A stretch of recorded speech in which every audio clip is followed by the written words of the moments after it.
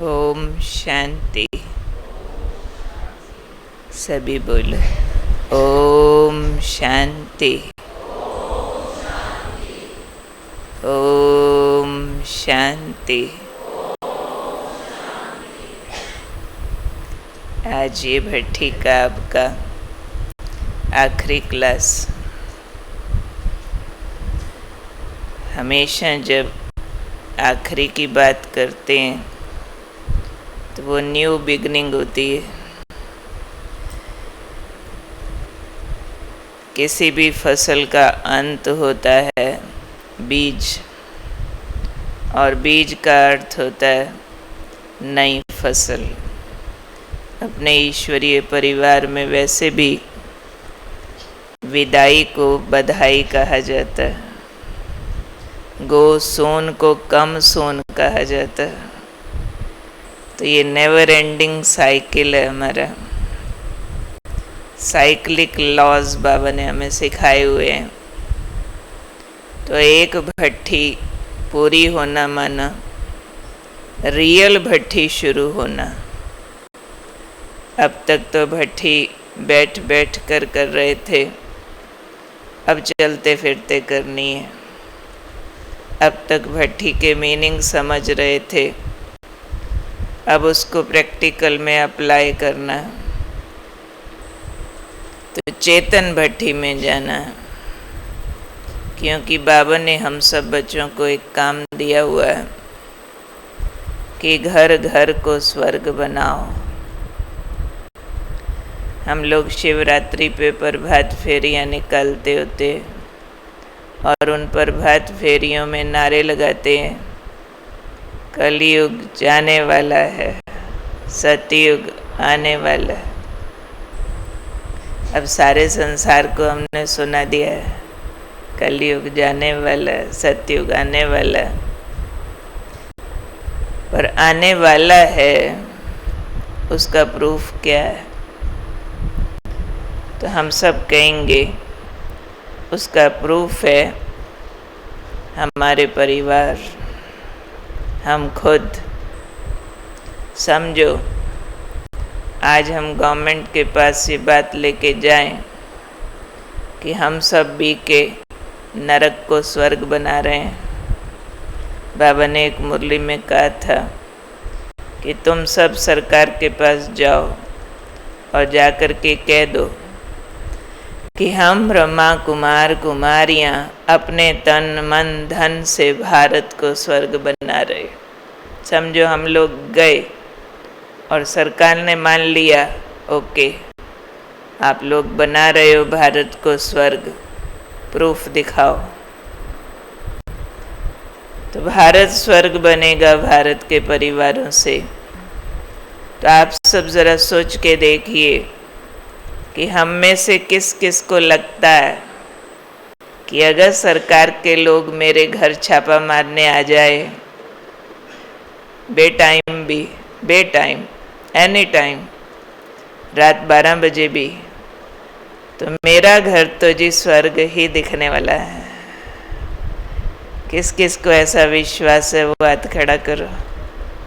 अच्छा, फिर भी काफ़ी हाथ खड़े हुए हैं। फिर भी ज़रा बोल्डली हाथ, बिल्कुल अंधविश्वास से। अच्छा, पहले 10-15 थे, फिर 20-25 हो गए, फिर बढ़ने लगे। सबका हाथ खड़ा होना चाहिए। हमें कईयों के मन की आवाज़ सुनाई दे रही है। कई सोचते होंगे, भाई हमारा घर भी स्वर्ग बन जाता अगर मेरा फलाना ज्ञान में चलता होता तो। मैं तो ठीक हूँ, फलाना तो ड्रिंक करता है और शराब पी के शोर मचाता है। हमारा फलाना तो ऊंची ऊंची आवाज़ में टीवी लगाता है। हमारा फलाना तो घर गंदा करता है। हमारा फलाना तो नॉनवेज खाता है। आए, हम कैसे दिखाएंगे सरकार को कि मेरा घर स्वर्ग है? फिर वो तरसेंगे, ओफो फलाना चल पड़ता न ज्ञान में, बाबा का बन जाता। फिर बाद में हमारे पास आएंगे, दीदी आप ही कुछ करो, उसके लिए योग लगाओ, और इस उम्मीद से आएंगे कि हम कोई पुड़िया दे देंगे और कहेंगे लो आज जाके उसको घोल के पिला देना, और उसके बाद वो पूरा बाबा का बच्चा बन जाएगा। होनी चाहिए ना ऐसे कुछ पुड़ियाएँ, है ना? सबको इंतज़ार, ऐसी पुड़ियों का इंतज़ार है ना, किसी को घोल के पिलाएं और वो दौड़ता है बाबा के घर कॉपी पर लेके, पूरा पवित्र बन जाए। कई माताएं बहुत खुश हो रही है इस बात पे कि जल्दी बताओ वो पुड़िया कब निकलेगी। वो पुड़िया तो निकली हुई है बहुत समय से, बहुत समय से निकली हुई है। मालूम है आपको? बता दो उस पुड़िया का नाम, बता दूं? हाँ, वो पुड़िया बहुत समय से निकली हुई है, सिर्फ घोलनी और पिलानी बाकी है। कहाँ से मिलती है बता दूं? कितने रुपए की मिलती है बता दूं? हाँ, दीदियों ने अभी तक बताया कि नहीं इनको पुड़िया का बताया हुआ? कि ऐसी पुड़िया जो घोलो पिलाओ और सामने वाला बदल जाए। बाबा ने कहा हुआ है ये पुड़िया है, खुद का पुरुषार्थ संपन्न करो, अपनी गलतियों के दरवाजे बंद करो, बाबा की श्रीमत पर 100% चलो। ये एकमात्र उपाय है सामने वाले को परिवर्तन करने का। एक इंतज़ार बंद करना पड़ेगा कि फलाना सुधर जाए। सुना? हालांकि बहुतों को लगेगा ये कुछ गलत थोड़ी है, ये तो शुभ भावना रखते हैं ना हम कि फलाना ज्ञान में चल पड़े, बाबा का बन जाए। ये तो हम शुभ भावना रखते हैं। भले शुभ भावना है पर ज्ञान युक्त चाहिए। ज्ञान ये कहता है जिसका पाठ जब खुलने का होगा तब खुलेगा, जब उसका आने का समय होगा तब वो आएगा। जब तक टाइम नहीं उसका आया तब तक वो नहीं आ सकता। तब तक आपके आसपास कोई कैसा भी है, आपका काम है उससे प्रभावित ना होना, स्टेबल रहना। आज ही बाबा ने कहा ब्राह्मण जीवन का लक्षण प्रसन्नता। कोई कितनी गाली भी देवे, गाली देता थक जाए लेकिन आपकी खुशी न जाए। वो थक जाए, आखिर क्या हुआ, आपको असर ही नहीं होता, मैंने इतना बोला।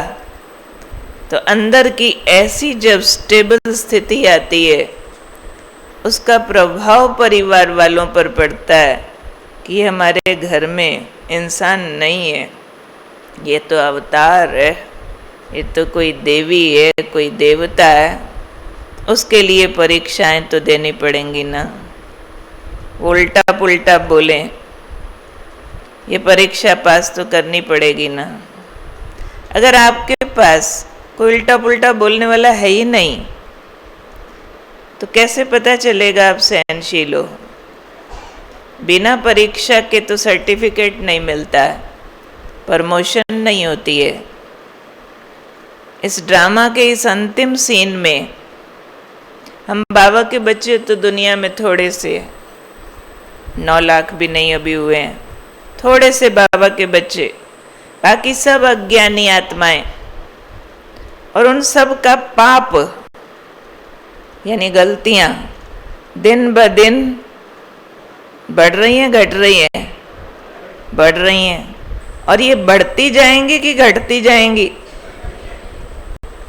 इनकी गलतियां बढ़ना ड्रामा के लॉ अनुसार गलत है कि ठीक है? इनको और गलत करना चाहिए ड्रामा अनुसार, या सब सुधर जाने चाहिए अभी ड्रामा के नियम अनुसार? ये सब गलती करने वाले, पाप करने वाले लोग सुधर जाने चाहिए कि या बिगड़ने चाहिए? मिला जुला जवाब दे रहे हो। बिगड़ जाने चाहिए, सुधर जाने चाहिए। अगर यही सुधर गए फिर तो कलयुग के विनाश की जरूरत। भगवान आया धरती पे, हम गॉडली मैसेंजर इतना ज्ञान सुना रहे हैं सबको, इतना आप सब लोग योग लगा रहे हो, धारणाएं कर रहे हो, तो आपके अड़ोसी पड़ोसी, गली वाले, शहर वाले, गांव वाले सब सुधर जाने चाहिए।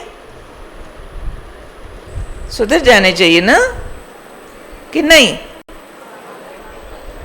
सुधरने चाहिए, बिगड़ने चाहिए। जो कहते बिगड़ने चाहिए वो हाथ खड़ा करो। अच्छा अच्छा अच्छा अच्छा। जो कह रहे सुधरने चाहिए वो हाथ खड़ा करो। ये ज्यादा है ये कहने वाले। साधना दीदी सारे कह रहे सब लोग सुधरने चाहिए। उनके सुधरने से पाप का घड़ा फूट जाएगा।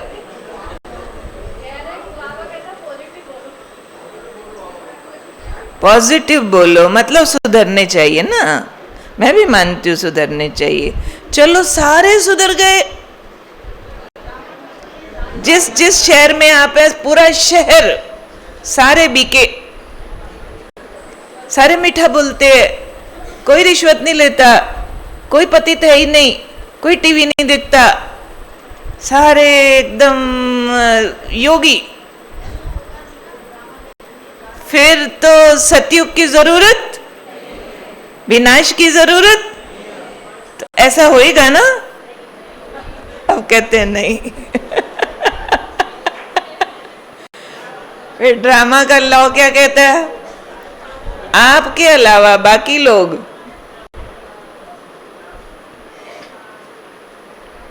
बिगड़ेंगे या सुधरेंगे? थोड़ा एक मत हो रहे हैं, अभी भी 20% डाउटफुल है। देवता कितने बनने हैं पूरे भारत में? 33 करोड़ मैक्सिमम, है ना? चलो हिसाब निकालते हैं, मिलके एक मत होंगे हम सारे। भारत में देवता बनेंगे, त्रेतांत तक की पॉपुलेशन है 33 करोड़। और अभी भारत की पॉपुलेशन 140 करोड़। उसमें से देवता बनेंगे 33 करोड़, जो नहीं बनेंगे 107 करोड़। वो सुधरेंगे, वो सुधरेंगे, ज्ञान लेंगे तो बिगड़ेंगे। जितने बिगड़े हुए हैं उससे और बिगड़ेंगे या थोड़ा थोड़ा सुधर जाएंगे? तभी तो पाप का घड़ा भरेगा और फूटेगा। और फिर बाबा ने, हाँ जी, नंबरवार बिगड़ेंगे। वे दीदी ठीक है, नंबरवार बिगड़ेंगे। और हम सबको बाबा ने देवता बनाना, मुफ्त में बनाएगा क्या? ठोकेगा ना अच्छी तरह। तो हमें ठोकने के लिए ये 107 करोड़ लोग होंगे कि नहीं? हमारी परीक्षा कौन लेगा? ये जो 107 करोड़ लोग थोड़े नहीं होते। तो ये शोर मचाएंगे, ड्रिंक करेंगे, नॉन वेज खाएंगे, बुरा भला कहेंगे, चोरी करेंगे, हेरा फेरी करेंगे, सिविल वॉर करेंगे, कुछ उल्टे सीधे कानून लाएंगे। तो गलत तो नहीं है, ये तो हमारा एग्ज़ाम है। ये एग्ज़ाम होगा तो हम देवता डिक्लेयर होंगे, नहीं तो कैसे होंगे? तो क्यों डरते हो? जो लोग गलती करते हैं वही तो आपको सर्टिफिकेट दिलाएंगे ना, कि हमने इनको 100 गाली दिया फिर भी इनके चेहरे पर शिकन नहीं आई। धन्य है ये देवता। अब 100 गाली देने वाला चाहिए ना, उसका भी पार्ट गलत तो नहीं है ना। तो 100 गाली देने वाले को कभी दोष मत देना, उसको कहना शुक्रिया, तुम टाइम पे आ गया, जल्दी जल्दी मेरे को देवता बना दे भाई, गाली वाली पूरी कर ले जल्दी। जल्दी काम पूरा कर भाई, हमें लेट हो रहा है, हमने जाना है नई दुनिया में। अच्छा, दो बातों में से एक बात चूज करना है। Oh good.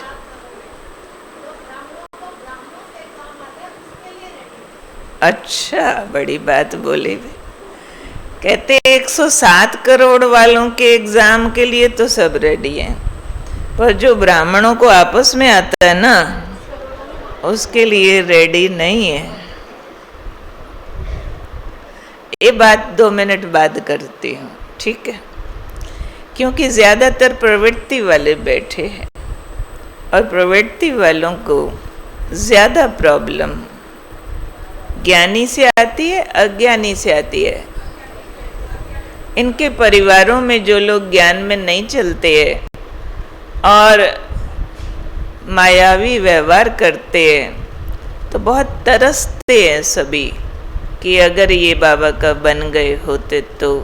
चलो, बनने के बाद वालों में भी नंबरवार है, बहुत हिसाब किताब है, परंतु उनके पार्ट को गलत समझना बंद करो तो आपके घर स्वर्ग बन जाएंगे। भले कोई शोर मचाने वाला हो, गंद मचाने वाला हो, गंदा खाने वाला हो और गंदे विकारों वाला हो। ड्रग्स है आजकल, बहुत गंदी गंदी बातें हैं दुनिया के अंदर, विषय विकारों वाला हो, और हम शुद्ध पवित्र, तो हम हैं अगरबत्ती, उधर है कूड़े का ढेर। एक कूड़े के ढेर के पास एक अकेली अगरबत्ती भी जला दो, क्या होता है? एक अगरबत्ती पूरी बदबू से लड़ जाती है, सारी बदबू का प्रभाव मध्यम होने लगता है। तो हमको अगरबत्ती बनना। उनके पास है अज्ञान अंधियारा, हमारे पास है ज्ञान का सोजरा। बहुत दूर तक फैला हुआ घना घटगोप अंधेरा हो, उसमें एक दिया भी जला दो, रास्ता दिखने लगता है। और बाबा ने तो हमें लाइट हाउस, माइट हाउस बनने का काम दिया। भले कितने अज्ञान अंधकार वाले हों, हम उनसे प्रभावित हुए बिना अपने ज्ञान की स्मृतियों से रोशन रहें, तो हमारे घरों में एक एक पूज्य देव देवी काफ़ी है। 20 लोग भी आपके परिवार के, ज्वाइंट फैमिली के, खानदान के इकट्ठे हों, कोई ज्ञान में न चलता हो, दबा के अज्ञानी व्यवहार करते हों, लेकिन आप एक ज्ञानी बाबा का बच्चा ठीक जग जाओ, ठीक, उन सब के ऊपर आपका प्रभाव पड़ेगा ही पड़ेगा। मैं अपने लौकिक परिवार से अपना उदाहरण देती हूँ, जो सब कर चुके हैं हम लोग वो बताते हैं। मैं अपने लौकिक परिवार से अकेली ज्ञान में चली थी। 7 मेंबर्स का परिवार था, वो तो 6 ज्ञान के अगेंस्ट थे, डेडली अगेंस्ट, थोड़ा भी नहीं, पूरा।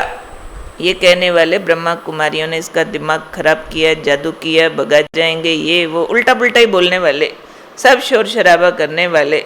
मैं एक चली थी ज्ञान में, परंतु मेरे ज्ञान में चलने के 6 मास के अंदर अंदर उस सारे घर में जितने लोग आते थे, बहुत गेस्ट आते थे, सब लोग आके ये कहने लगे यहाँ शांति बहुत है, यहाँ से जाने का दिल नहीं करता है, यहाँ आके अच्छा बहुत लगता है।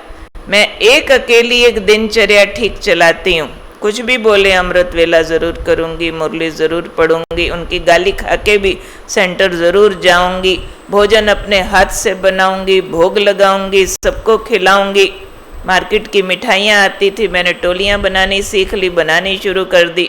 जो आया घर में प्रसाद की तरह लेके जाती थी, आंटी जी, अंकल जी, देखना मैंने बनाई है नारियल की बर्फ़ी, खा के देखना। वो नेक्स्ट टाइम फिर आते थे, बड़ी टेस्टी है, बड़ी टेस्टी। सारे घर में वो पेंटिंग सीखने के बहाने ज्ञान के चित्र लगा दिए, 20, 1-2 नहीं। अब घर की बेटी पेंटिंग कर रही है, सारे खुश, भाई पेंटिंग बहुत अच्छी बनाई है। बीच में क्या बनाया है उनको कुछ पता नहीं। हमारे डैडी के दोस्त आ रहे हैं, ये क्या बनाया? मेरी बेटी ने बनाई है। अच्छा बनाया क्या? बेटा इधर आना, समझाना। और मैं समझाने लगती थी। परम धाम परमात्मा, हमारी माता जी ऊपर से लड़ने आ जाती थी, क्या आत्मा परमात्मा लगा के बैठ गई है? तुम्हारा सत्संग तुम्हारे आश्रम में किया करो, यहाँ करने की जरूरत नहीं है। वो लड़ भी रही है, वो सुनने वाला उनको चुप कराता था, चुप करो माता जी, सुनने दो, चुप करो, सुनने दो। रोज की कहानी। सैकड़ों लोग आने लगे, वहां गीता पाठशाला खुल गई। एक तरफ हमारी क्लास होती थी, क्लास के बाद फिर महाभारत होता था। हमारी माता जी फिर मेरे को सीधा करती थी, खबरदार आज के बाद सुनाया तो। हाँ जी। उनके आगे चुप, फिर कोई आया, फिर अपनी कथा चालू। धीरे धीरे वायुमंडल सारे घर का बदल गया। प्याज लहसुन सबका बंद हो गया। बाजार से मिठाइयाँ आना सबके लिए बंद हो गई। सब कहें ये जो बनाती है ना बहुत टेस्टी है, ये जो बनाती है वही खाना, वही खाना। गोलगप्पा तक घर में बनाने लगी। मैंने स्टिचिंग सीखना शुरू कर दी, युक्तियाँ। सारे घर में डार्क कलर के पर्दे थे, मैंने स्टिचिंग सीखना शुरू किया। मैं नए पर्दे सिलूंगी, नए डिजाइन के, नया कपड़ा आ गया लाइट कलर का। अब सारे घर के पर्दे क्योंकि हमने सिलने हैं तो बदली होगी। युक्तियों से, युक्तियों से धीरे धीरे वायुमंडल ऐसा बना। 8 साल तक एक भी उनमें से ज्ञान में नहीं चला था, पर सारा घर आश्रम जैसा बन गया, सारा बिल्कुल। हमने मुंह से नहीं उन लोगों को ज्यादा ज्ञान सुनाया, जोर नहीं दिया तुम चलो तुम चलो, लेकिन अपने को ठीक तैयार किया। अपने को ठीक तैयार करने से बाहर प्रभाव आता है जरूर। आप सब अगर आजमा के देखो, जिनके घर के लोग विरोध करते, बाकी ज्ञान में नहीं चलते, आप सिर्फ अपने अपने दिल पर हाथ रख के देखो, क्या आपने अपने जीवन को पूरा योगी जीवन बनाया? पूरी धारणाएं 100% ठीक रखी हैं? बोलो, जिसकी अपनी धारणाएं 100% ठीक है, योग बहुत अच्छा है, ज्ञान को बहुत अच्छा टाइम और समझ देते हैं, फिर भी घर में पूरा विरोध है, वो हाथ खड़ा करो। एक भी हाथ खड़ा नहीं हुआ। हर एक हमको अधूरा अच्छा नहीं, पूरा अच्छा चाहते। हम घर वालों से छुट्टी तो चाहते हैं, सुबह क्लास करने जाने दो, पर उनका काम पहले करके नहीं जाते। वो वापिस आके हमें उल्टा पुल्टा बोलते हैं, तूने ये नहीं किया वो नहीं किया। हम पूरा मुकाबला करके 4 जवाब दे देते हैं। वो अगर गुस्सा करते तो हम शांति का अवतार चाहिए ना। आज अगर हम चाहते हैं मुझे ओम शांति में जाने की छुट्टी मिले, तो मेरे जीवन में त्याग होना चाहिए ना। मैं एक तरफ फैशन की ड्रेसेस मांग रही हूँ और फिर कहूँ सेंटर क्यों नहीं जाने देते। एक तरफ देरानी जिठानी लड़ रही हैं, फिर भाई साहब को बोलो सेंटर क्यों नहीं जाने देते। वो कहते वहाँ जाके क्या सीखा तुमने, सिर्फ बच्चों का काम ही नहीं कर रही हो ठीक से। ये ब्रह्मा कुमारियाँ तो हमारा घर ठीक नहीं कर रही, खराब कर रही, ये बोलेंगे तो लेबल उल्टा लगवा दिया। हम अपनी धारणाएं ठीक रखे, सहयोग मिलता है। एक भाई हमारे पास आए, पहले वो थोड़ा ज्ञान में चले थे, फिर वो ढीले हो गए, उनकी युगल अच्छी चलने लगी और बार बार आके शिकायत करती थी, बहुत तंग करते हैं, बहुत रोकते हैं, पवित्रता में बहुत विघ्न डालते हैं। हमने उस भाई को एक दिन फ़ोन किया कि भाई एक बार मिल के जाओ, थोड़ा काम है। दोनों जने आ गए। मैंने कहा भाई जी आप तो खुद आते थे, अभी ये आती है, आपको कुछ मुश्किल लगता है, इनका आना खराब लगता है? वो भाई ने जो बातें सुनाई मैं हैरान रह गई। कहते दीदी मैं आज भी ज्ञान में जलने को तैयार हूँ, मुझे पवित्रता भी खराब नहीं लगती है, मैं पूरी मदद करने के लिए तैयार हूँ। पहले इसको पूछो ये ठीक चलती है जो रोज शिकायत लगाती थी? भाई जी ने आज पीटा, पवित्रता के लिए तंग किया, आज मेरे को रोका तुम सेंटर नहीं आओ। कहते देखो ये यहाँ आती है, मुरली सुनती है, इसी से पूछो, इसकी देरानी से ज़्यादा ड्रेसेस इसके पास है, हर चौथे दिन इसको 5,000, 10,000, 20,000 का सूट चाहिए। और इतनी जेलसी करती है अपनी देरानी से, हर 2 दिन बाद इसकी लड़ाई होती है। और मेरे को कहती प्याज नहीं खाना, खुद गली में खड़ी होके गोलगप्पे खाती है। सच सुनाया उसने। कहते मैं इसको कहता हूं तो गोलगप्पा छोड़, मैं प्याज छोड़ दूंगा। तुम सजना छोड़, मैं पवित्र रहूंगा। कहते इतना सजती है, घर आके देखा तो करो जरा, कितना इसका खर्चा गहने और कपड़ों पर है। मुझे लगा भाई सच बोल रहा है, भाई सच बोल रहा है। धारणा करनी है तो पूरी क्यों नहीं करनी, अच्छी तरह करो ना। आज भी दुनिया को सच्चाई पसंद है, अच्छाई पसंद है, महानताएं पसंद है, बशर्ते वो पूरी हो, आधी अधूरी नहीं।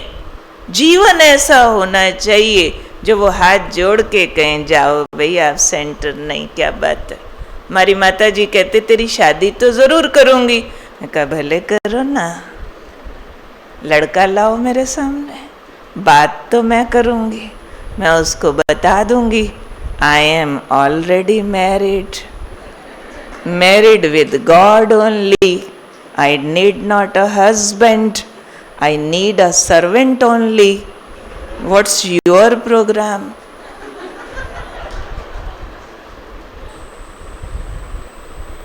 मैंने कहा भले करो ना शादी, किसने मना किया है, आई एम रेडी।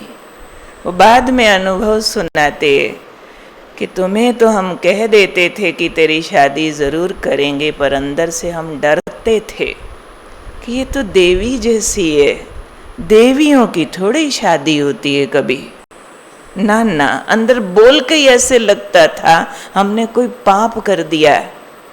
तुम्हारी सादगी देख करके हमें डर लगता था ये बोलने को कि इसको कैसे बोलेंगे शादी, शादी जैसी नहीं लगती है, कैसे करेगी। किसी के घर जाके बहू बन के रोटियां बनाए, ये तो तुम्हारा जीवन ही नहीं दिखता था। सारा टाइम परमात्मा की बातें करती है, उसके प्यार में मगन है, तो ऐसों की थोड़ी शादी होती है। तो जीवन बोलना चाहिए, मुंह से ज्यादा बोलो नहीं।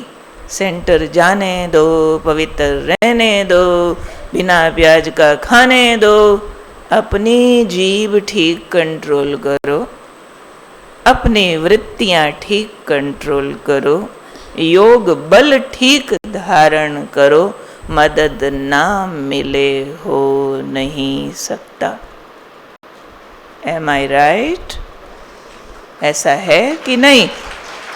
अपनी धारणाओं में परिपक्वता लाओ, अपना योग बल बढ़ाओ, बाबा का प्यार बढ़ाओ, मर्यादाएं अंदर मन से ठीक पालन करो। मन में बित बित हो रही हो, सारे समोसा खा रहे हैं, मैं भी खाती तो कितना अच्छा आए। और फिर कहते दीदी वैसे तो बात जाके आप कहते हो नहीं खाना चाहिए, पर सारे पीछे पड़ जाते, खाना पड़ता है ना। सच बताऊं, पीछे उसी के पड़ते हैं जो पीछे पड़वाना चाहते हैं। जिसका अपना मन बित बित कर रहा होता है, अपना मन रज्जा हुआ है, कुछ नहीं चाहिए, जीभ तंग नहीं करती है, उसको लोग भी तंग नहीं करते हैं। लोग उसी को तंग करते हैं जो पहले ही सोच लेते हैं अच्छा आज फलाने के यहाँ जाना है, फिर कैसे कहूँगी नहीं खाना, चलो थोड़ा खा लेंगे, ज़्यादा कहेगी तो वो ज़्यादा ही कहेगी क्योंकि आपने पहले ही सोच लिया था। अब उनको कहना ही पड़ेगा। आप खुद फर्म होने चाहिए, मेरे डिसिप्लिन है कुछ नहीं, मुझे ये अच्छा योगी बनना है, उसमें शुद्ध अन्न चाहिए, मैंने खा लिया। मुंह से किसको मत बोलो हम आपके हाथ का नहीं खाते, नहीं, ये तो किसी का तिरस्कार है। युक्ति से बोलो नहीं जी भूख नहीं है, नहीं जी थोड़ा सा कुछ नियम पालन कर रहे हैं, प्लीज़ हमें हेल्प करो, हम थोड़ा आजकल एक्सपेरिमेंट कर रहे हैं, आप हेल्प करो।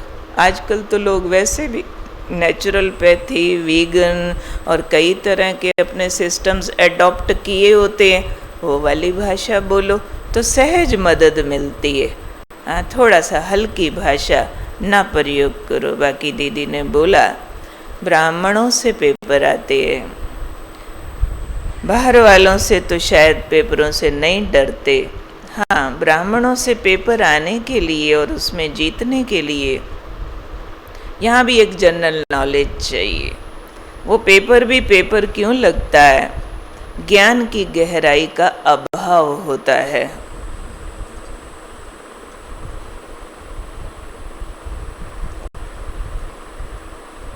जैसे हमने पहले ये स्पष्ट किया कि दुनिया वालों से पेपर आने ही चाहिए। पेपर के बिना हम पास होके देवता नहीं बन सकते। यही लोग सिद्ध करेंगे कि हम देवता बनने लायक हैं। जैसे सुकरात के लिए मशहूर है कि बहुत बड़ा दार्शनिक था, उसके बहुत सारे शिष्य थे, तो उनको पढ़ाता था। एक दिन अपने शिष्यों को पढ़ा करके उनको अपने संग घर ले आया। घर में उसकी वाइफ थी, बहुत ज़्यादा झगड़ालू, एकदम लो स्टैंडर्ड में लड़ाई झगड़ा करने वाली। तो जैसे ही वो घर आया, वो रबिश लैंग्वेज में बिल्कुल उल्टा पुल्टा बोलने लगी। और उनके जो स्टूडेंट साथ आए हुए थे वो उसको चुप कराने लगे, क्योंकि वो तो अपने गुरु का बहुत ज़्यादा रिस्पेक्ट करते थे। और उनको लगा कोई सर्वेंट टाइप लेडी है इनके घर में, ऐसा ऐसा बोल रही है। सुकरात ने उन स्टूडेंट्स को चुप कराया, नहीं बोलो, मेरी वाइफ है। उनके शिष्य भड़क गए एकदम। सर, आपकी वाइफ? ये लेडी तो आपकी नौकर बनने के भी काबिल नहीं है, निकालो इसको घर से, ऐसा बदतमीजी से बोल रही है। सुकरात ने उनको शांत किया, नहीं नहीं, ये मेरी ही वाइफ बनने के काबिल है। उन्होंने कहा, सर आप कहाँ, ये कहाँ? कहते नहीं, सोचो, अगर ये मेरी वाइफ ना होती तो किसी और की होती, और जिसकी होती उसका क्या हाल होता। इसलिए ये मेरी ही वाइफ बनने के काबिल है। दूसरा कारण, ये मुझे हर रोज बता देती है कि आपकी सहन शक्ति कितनी बढ़ गई। ये ना हो तो मुझे कैसे मालूम पड़ेगा कि मैं जो आप लोगों को ज्ञान सुनाता हूँ वो मुझे धारण हुआ है कि नहीं हुआ है। इसलिए ये मेरी ही वाइफ बनने के काबिल है। यही बात हमारा ब्राह्मण परिवार, ये सारे ब्राह्मण, बाबा ने कहा हुआ है, समझदार से समझदार देखना हो तो भी यहाँ मिलेगा, दूसरे का नाम अभी नहीं लेती हूँ, समझ गए होंगे। बाबा के सामने एक बहन थी, वो बार बार बाबा के पास आती थी। बाबा, ये जो दूसरी बहन है ना, मुझे बहुत तंग करती है, बहुत उल्टा पुल्टा बोलती है। बाबा ने उनको कुछ समझाया, अच्छा उसको भी समझाऊंगा। थोड़े दिन बाद फिर आ गई, अभी भी नहीं सुधरी, ऐसा करती है वैसा करती है। थोड़े दिन बाद फिर आ गई, बाबा अभी भी वो बहुत तंग करती है ना, कुछ भी करो सुधरती नहीं है। बाबा ने उसको पूछा, बच्ची तुम्हें स्वर्ग में महारानी बनना है ना? कहते हाँ। पक्का? हाँ बाबा। अच्छा, जब तुम महारानी बनोगी तो तुम्हें दासियां चाहिए ना? जी बाबा। कितनी चाहिए? 20-25 तो चाहिए। बाबा ने कहा, एक यही है जो तुम्हें रोज उल्टा पुल्टा बोलती है, और जब शरीर छोड़ने की बारी आएगी उसको एहसास होगा कि मैंने सारी उम्र इसको उल्टा पुल्टा गलत यूं ही बोला, तब अपने आप कहेगी मैं दासी बनने के लिए तैयार हूं। अगर ये उल्टा पुल्टा बोले ही नहीं, ये उल्टा बोले तुम सीधा बोलो, ये दुख देवे तुम सुख दो, तभी तो तुम रानी बनोगी और ये दासी बनेगी। तो यहाँ राजधानी बननी है, यहाँ राजा रानी भी चाहिए, यहाँ प्रजा भी चाहिए, दास दासियां भी, दासों के दास भी, चंडाल भी। कहाँ से आएंगे? जो ज्ञान लेके भी गलतियां करेंगे। जो बड़ी गलती करेगा बड़ा दास दासी बनेगा, छोटी गलतियां करेगा छोटा दास दासी बनेगा। बाकी राजा रानी और प्रजा की क्वालिटी तो बाबा बताते रहते हैं। मैं नहीं समझती हूँ कोई हैरानी की बात है, क्योंकि यहाँ हम सारे धोबी घाट पर आए हैं और धोबी घाट पर हमेशा धुलने के लिए मैला कपड़ा आता होता है। कभी साफ कपड़ा धोबी घाट पे धुलने नहीं जाता है। अगर आप धोबी घाट पर चले जाते हो तो वहाँ आप जाके देखेंगे चारों तरफ मैले कपड़े बिखरे पड़े हैं। उसकी नालियाँ देखो, गंदा पानी बह रहा है। आप कहोगे हाय धोबी घाट इतना गंदा, पर कपड़े भट्टी में पड़े हैं, रगड़ा खा रहे हैं आपस में, उनको पीटा जा रहा है, पिट रहे हैं, फिर धुल के सूख रहे हैं। सूख के भी उतना नहीं पता चलता, फिर जब प्रेस होके आते हैं फिर पता चलता है आहा आहा इतने साफ। पर जब वो धोबी घाट में पड़ा था कुछ पता नहीं चल रहा था कौन कितना साफ। ऐसे ही ये संगम युग, ये बाबा का यज्ञ, ये सारा ईश्वरीय परिवार एक धोबी घाट है। हम सब मेले बाबा को मिले हैं। 63 जन्म हम सारे काले कोयले की सुरंग से गुजरे हैं।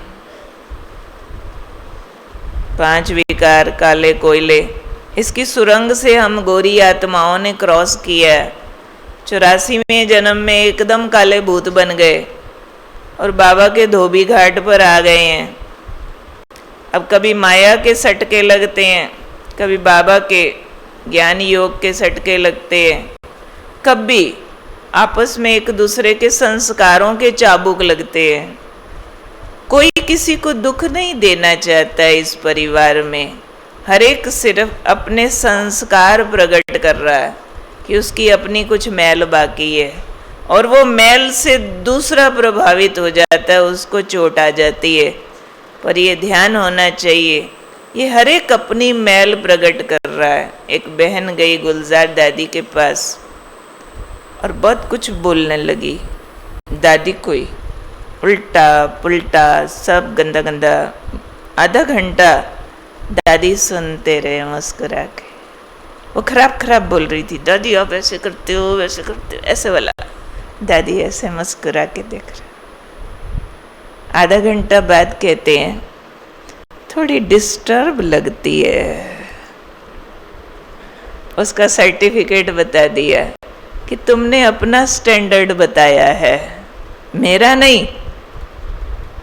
तो ऐसे ही ये संगम युग पे वो लोग हमें मिले हैं, गौर से समझना ये वाला पॉइंट, जिनके साथ हमने 83 जन्म बिताए हैं। उसमें से 63 जन्म हमने एक दूसरे को विकारों के वश होकर दुख दिए हैं, धोखे दिए हैं कि नहीं? कि सारे ही रेडीमेड देवता फटाक ऊपर से नीचे उतरे हैं? क्या कहते हो, सारे मानते हो इस बात को?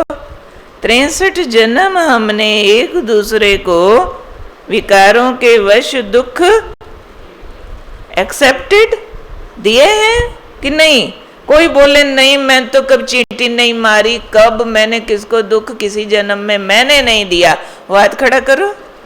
कोई नहीं, सब मानते हैं ना। अब जो सारा कुछ दिया गया, किसी को दुख, किसको धोखा, किसको क्रोध, किसको ईर्ष्या, किसको नफरत, किसको विषय विकार, किसको कुछ कुछ हमने दिया हर जन्म में। 5 विकारों के वश थे ना। और वो जो दिया दिया दिया दिया सारा कुछ उन्होंने लौटाना है।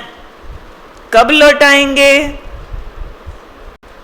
शक्लें बदल बदल के, वाइट ड्रेस पहन के, बैज लगा के, मुरली सुन के, संगम युग के एक छोटे से जन्म में सब ने सब कुछ लौटाना है वापस। और ये अकाउंट का हिसाब है कुछ।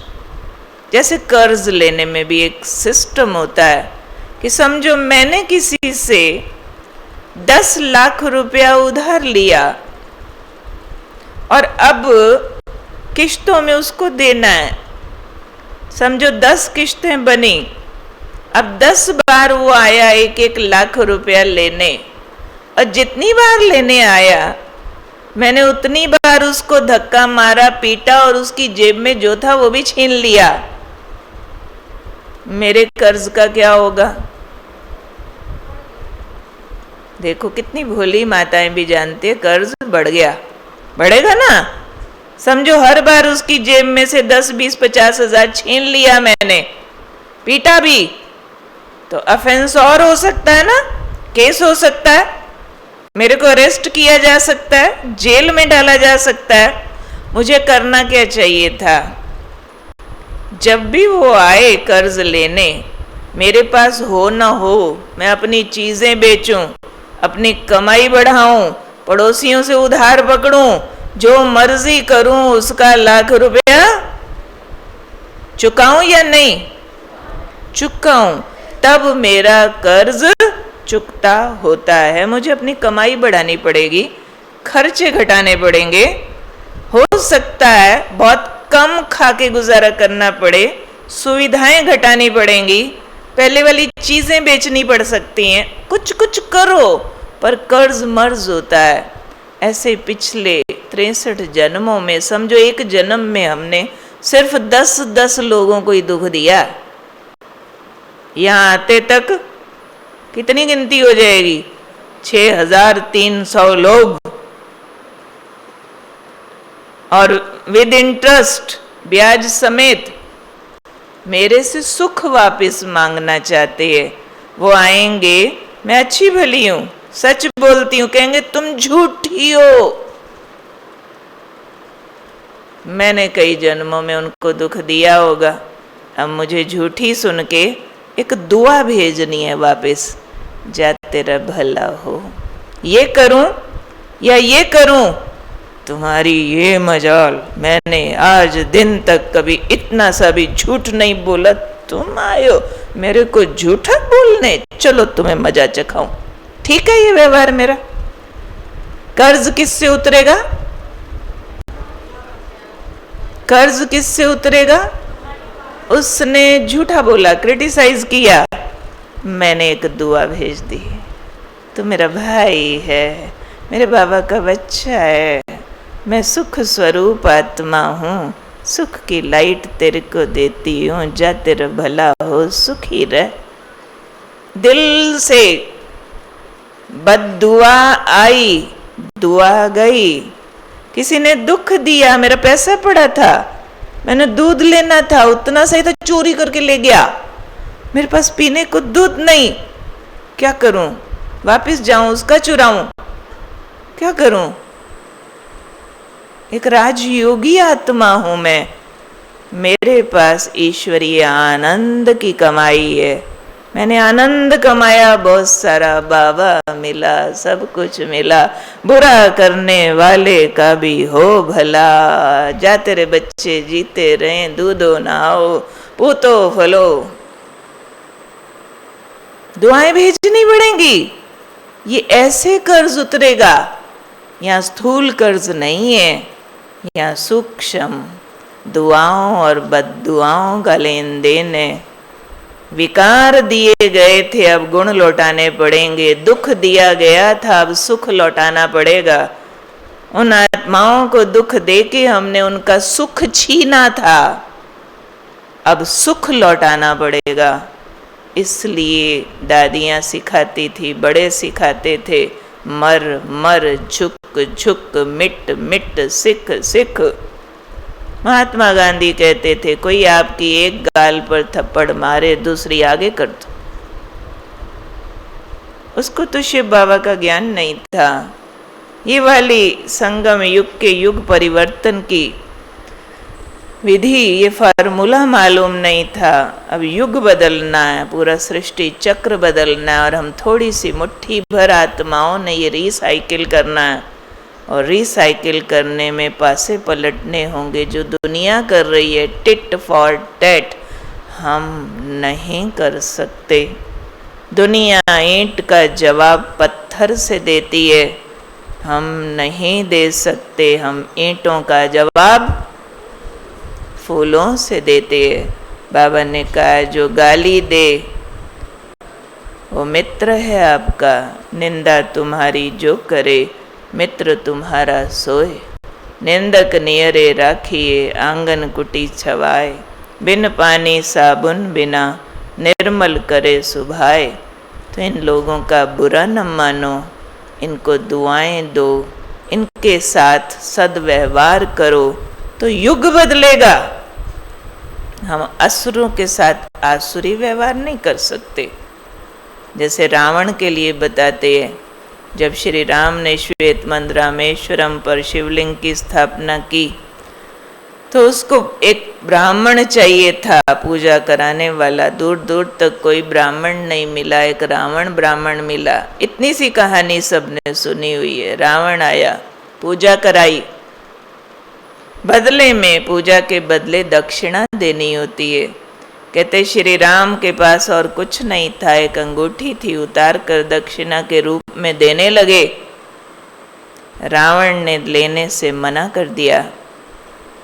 कहता है हे राम, देना ही है तो एक वरदान दो कि मैं तुम्हारे सदाचार से प्रभावित होकर तुमसे दुश्मनी न छोड़ बैठूं, क्योंकि तुम इतने सदाचारी हो कि बार बार दिल करता है मैं अपनी दुश्मनी छोड़ दूं, पर वरदान दो मैं तुमसे दुश्मनी न छोड़ूं, क्योंकि मैं तुम्हारे हाथों मरना चाहता हूं। तो दुर्व्यवहार को जीतने की ताकत केवल सद्व्यवहार में है, जिसके लिए कहते हैं कर भला होगा भला, अंत भले का भला। कर भला, किसका भला? किसका करूं भला? जिसने मेरा किया बुरा। नहीं तो भले का भला, न्यूट्रल का भला सारे कर लेंगे। बुरे का भला इसमें जोर लगता है। हमारे पास ज्यादा बल है, मैं मास्टर सर्वशक्तिमान आत्मा हूं, तो बुरे का करना है भला, भले का तो पहले ही हुआ पड़ा है भला। उसका करके मैंने कौन सा ज्यादा बड़ा काम कर दिया। इसलिए परिवारों के लोग, अड़ोसी पड़ोसी, गली मोहल्ले वाले कैसे भी हों, जितनी गाली दें समझो फूल चढ़ रहे हैं। बाबा ने कहा जितने कलंक लगेंगे उतनी बड़ी कलंगी लगेगी। बुरा न मानो, बुरे का भला करते जाओ, दुख देने वाले को सुख देते जाओ। कोई निंदा करे उसकी महिमा करो, कोई आपका हक छीने उसके हक में खड़े हो जाओ। जोर लगता है पर बाबा ने यही किया, मम्मा ने यही किया। हमको भी उसी लाइन पर चलना, और इस किए बिना देवता नहीं बनते। पत्थर को मूर्ति बनने के लिए छेनी हथौड़ा खाना पड़ता है। महिमा मिले ठुकरा दो, सुविधाएं मिले प्रभावित न हो। आपकी जो महिमा करे उस पे डाउट करो, जो निंदा करे उस पे गौर करो। ये फिलॉसफी नहीं है, संगम युग की व्यवहारिक बातें। तो साधना दीदी ने बहुत अच्छा पॉइंट छेड़ा जो सबको स्पष्ट हो जाए। स्पष्ट हुआ कि ब्राह्मणों को, जो ब्राह्मणों से आएंगे, हिसाब किताब आने चाहिए या नहीं। ये गलत है क्या? कभी मत कहना यहाँ आने वाले भी ऐसे करते हैं, चप्पल चुरा ली। अरे एक जरा सा संस्कार चोरी का बचा, आप में तो पता नहीं क्या क्या बचा हुआ है जो बोल रहा है। बोलने वाले में तो हो सकता है अभी काम विकार भी ना मरा हो, उसने तो एक चप्पल ही चुराई है बेचारे ने।